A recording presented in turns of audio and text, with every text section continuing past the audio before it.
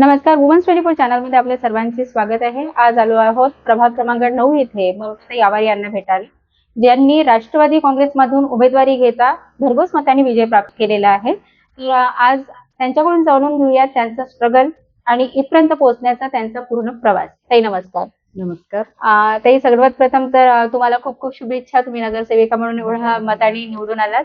आणि दुसरी गोष्ट म्हणजे अशी की आता जेव्हा तुम्ही नगरसेविका झालात, याच्या आधी पण तुम्ही नगरसेविका होत्या, त्यावेळेला तुमचं विकास काम आणि आताचं विकास काम यामध्ये काय फरक असेल आणि काय जनतेला मिळेल तुमच्याकडनं?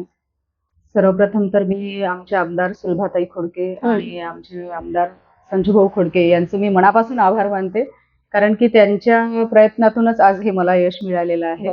कारण कोणतीही गोष्ट करायची म्हटलं तर आपल्या पाठीशी कोणीतरी पाहिजे आणि एक सुलभाताईंचं ठोस नेतृत्व माझ्या पाठीशी आहे. आणि आज जर मी काही महिला म्हणून करू शकता येतं तर ताईंच्याच मार्गदर्शनामुळे आणि जे काही माझ्या बोलण्यामध्ये किंवा जे काही माझ्या विकास कामामध्ये घडून येत आहे ते सुलभाताईच्याच आशीर्वादामुळे.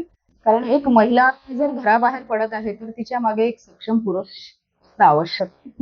तर असेच आमचे जे आमदार आहेत साहेब, तर साहेब हे आमच्या सतत आमच्या ताईशी सोबत असतात आणि कुठेही काम असो, विकास काम असो, समाजकार्य असो, तर त्यांनी कधीच असं कोणता समाज आहे किंवा कोणता पक्ष आहे हे कधीच विकास काम करताना कधीच बघितलेलं नाही.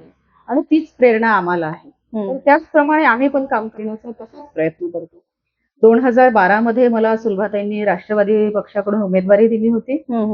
त्यामध्ये पण माझ्या जनतेचा, माझ्या परिसरातील सगळ्यांचा मनापासून मला भरभरून आशीर्वाद लाभला आणि मतदान रूपी त्यांनी मला आशीर्वाद प्रदान करून मला विजयी केले. बरोबर. पण 2017 मध्ये मला नवीन परिसर जोडला गेला वढाळी म्हणून. आधी मी बेनोडा भीमटेकडी या प्रभागातून होती आणि 2017 मध्ये मला वढाळी परिसर हा माझ्यासाठी नवीन होता. तिथे माझा संपर्क कुठेतरी कमी पडला, त्यामुळे मी अक्षरशः 170-180 मताने माझा खूप कमी मताने पराभव झाला.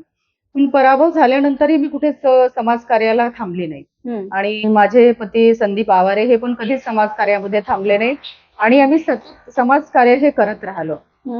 तर त्यामुळे जे आज मला विजयाची पावती मिळाली आहे ही आमच्या समाज कार्यामुळे तर आहेच, पण माझ्या संपूर्ण प्रभागातील ज्या महिला आहे त्या इतक्या सक्षम आहे की त्या सतत माझ्या पाठीशी राहायच्या, जेव्हा मी नगरसेवक असली तरी आणि मी नगरसेवक नसली तरी. त्यामुळे मला जे महिलांचं जे सहकार्य आहे ते खरंच अप्रतिम आहे. कारण की जेव्हा महिला एक घराबाहेर पडतो तर तिला घराबाहेर पडणं काही इतकं सोपं नसते. अगदी बरोबर. आणि समाजामध्ये कार्य करणं हे काही सोपं नाही आहे. पण महिलांचा सपोर्ट इतका भरघोस लागलेला आहे की त्यामुळेच माझं जे आज विजय आहे त्यामुळे मी महिलांचाच आभार मानू शकते. आणि माझ्या पाठीशी ज्या महिला आहेत सुलभाताई खोडके यांचं खरंच मी मनापासून आभार मानते. अगदी बरोबर आहे ताई. खरं तर म्हणजे आपल्याला ज्याच्यामुळे वाटचाल मिळालेली आहे आणि ज्यांच्या मार्गदर्शनामुळे आपण एवढा मोठा उच्चांक गाठलेला आहे, त्यांना विसरता कामा नये आणि ते तुम्ही विसरलात नाहीत.